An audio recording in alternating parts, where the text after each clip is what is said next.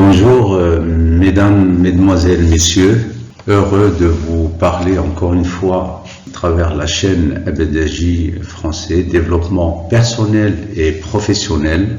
Et nous continuons notre série sur la communication en fonction des générations et nous avons parlé de la confiance en soi et comment sortir de sa zone de confort. Maintenant, nous en sommes à la partie 7 qui est la génération X. En matière de communication, donc en matière de fimagel, communication, l'ittisal, en matière de communication, connaître et comprendre, les besoins ou les préférences de toute génération, de chaque génération, est un objectif fondamental. Donc je répète cette phrase. En matière de communication, connaître et comprendre les besoins et les préférences de toute génération est un objectif fondamental. Il ne faut pas oublier aussi qu'il faut se connaître soi-même. Je présente un tableau ici. Conseil, je recommande aux jeunes, à ceux qui sont toujours dans la formation, de travailler avec des tableaux comme ça. On les appelle les cartes mentales. En anglais, on dit c'est des mind cards ou cartes heuristiques pour faciliter l'assimilation, pour faciliter la compréhension, pour faciliter aussi la compréhension de tous les sujets, que ce soit technique ou littéraire. Donc travaillez avec ce tableau, vous allez voir dans Google qu'il existe plusieurs formes, plusieurs configurations de tableaux que vous pouvez exploiter pour réviser vos leçons ou pour faire des présentations. Alors la présentation générale pour ce qui concerne les générations, nous avons les baby boomers, c'est-à-dire le travail dur. C'était donc après la Deuxième Guerre mondiale. Vous avez la génération X qui recherche l'autonomie, objectif principal, on va voir pourquoi. La génération Y que nous avons déjà vu dans la dernière vidéo qui recherche le développement et la formation continue, pour le développement et l'amélioration de la carrière.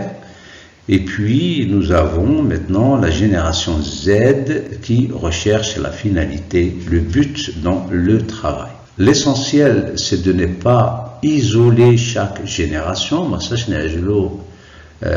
Chaque génération, génération non. L'objectif de ce travail, c'est comment travailler ensemble, comment communiquer ensemble, quelle que soit la génération. Notre sujet, c'est la génération X. X, c'est-à-dire la génération, donc Gilles, la génération qui rassemble les personnes nées entre 1960 et 80 environ. 1960 et 80. Donc maintenant, ils ont entre 43 ans et 63 ans, peut-être même qu'ils sont dans la retraite. Alors, les membres de la génération X, à travers la période, donc 1960-1980, ont connu plusieurs chocs pétroliers. Choc, ça veut dire sadamat, pétrolier, sadamat naftiya. Ils ont également été témoins, que nos shahidines, si vous voulez, des premières vagues de chômage, parce que le monde se transforme, on l'a déjà dit, et à chaque génération ou à chaque période, il y a une transformation ou une évolution des activités économiques, et cette génération justement a été témoin de ces premières vagues de chômage qui va beaucoup, ces vagues de chômage qui vont beaucoup influencer son comportement. C'est certainement pour cette raison, donc les هذا السبب, qu'ils sont parfois considérés comme des consommateurs plus terre à terre que les autres. Plus terre à terre, c'est-à-dire mutawadi'un. Pourquoi? Parce qu'ils ont vu que ce qu'est le chômage, ce que c'est qu'une personne qui ne travaille pas. Donc il faut faire attention à son budget et il faut être un consommateur rationnel. Rationnel, c'est-à-dire modéré si vous voulez, parce que il y a le risque de chômage et puis pour d'autres raisons. Et aussi parce que c'est la période des CDI, donc c'est des contrats durée indéterminée, donc on travaille, c'est comme un peu le baby boomer, on peut rester dans l'entreprise toute la vie, et cette génération X maintenant, elle occupe beaucoup des postes de manager, et l'objectif c'est de fonder une famille ou d'investir. Là vous avez ici des objectifs pour travailler. On travaille pour fonder une famille, pour avoir donc un salaire, fonder une famille, pour investir, donc acheter des petites terres, des petites maisons, investir par exemple pour les femmes, par l'achat de l'or, par l'achat de petits terrains, etc. Donc ils avaient un esprit beaucoup plus entrepreneur, un esprit beaucoup plus en même temps que le travail. Les membres de la génération X sont des personnes relativement indépendantes. Alors relativement, ça veut dire nisbiyan. Donc nisbiyan, par exemple, par rapport aux baby boomers, ils sont relativement indépendantes. Et cette indépendance va jouer un très grand rôle. La famille, les amis ou l'école, quand ils sont encore à l'école, sont leurs valeurs dominantes. Alors, la famille, les amis et l'école, c'est disons, quelque chose de presque sacré, plus réaliste dans leur comportement, plus empathique, hanan, plus prudent, donc à la hadar, face à toute nouveauté. Donc, ils n'acceptent pas facilement la nouveauté parce qu'ils vivent ambiance continue, donc ils vivent, les choses ne changent pas, donc ils n'ont pas besoin non plus de changer, le travail était garanti pour ceux qui déjà travaillaient. Alors, qu'est-ce qui motive la génération X, c'est-à-dire X? La motivation professionnelle de cette génération est l'autonomie. L'autonomie, c'est-à-dire istiqlaliya. Si on travaille, si on fait une formation, c'est justement pour avoir déjà, première chose, l'autonomie financière. Donc, istiqlaliya pour ne plus dépendre de la famille, et puis bien sûr pour fonder sa propre famille. Alors en Europe, comment c'est venu cette autonomie? On va voir en Europe, c'est bon nombre de personnes de cette génération, bon nombre, c'est-à-dire Katir de cette génération ont appris à être des enfants autonomes. Comment? Ils ont appris à être autonomes.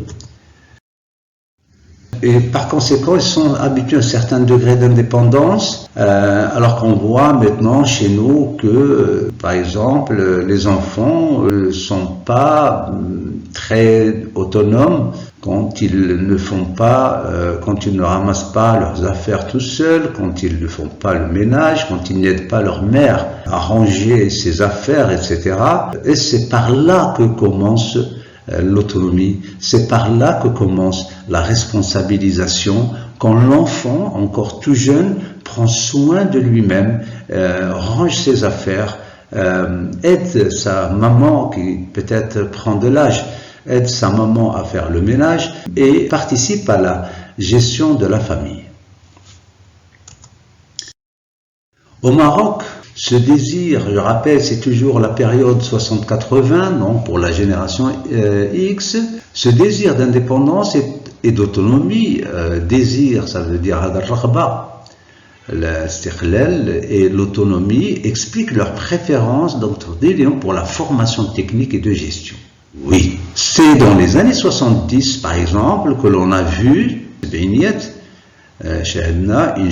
l'OHPPT, ومعاهد تكميلية أخرى. Donc c'est dans les années 70 que l'on a vu la création de l'OFPPT et autres instituts complémentaires. Ils ont fait le bon choix parce qu'ils sont réalistes de faire la formation technique au lieu de faire la formation universitaire. La formation universitaire qui est premièrement trop longue pour des familles modestes. Donc là, il est mutawadia. L'université, c'est une formation trop longue et en même temps, c'est pas automatique qu'ils trouvent un emploi par la suite.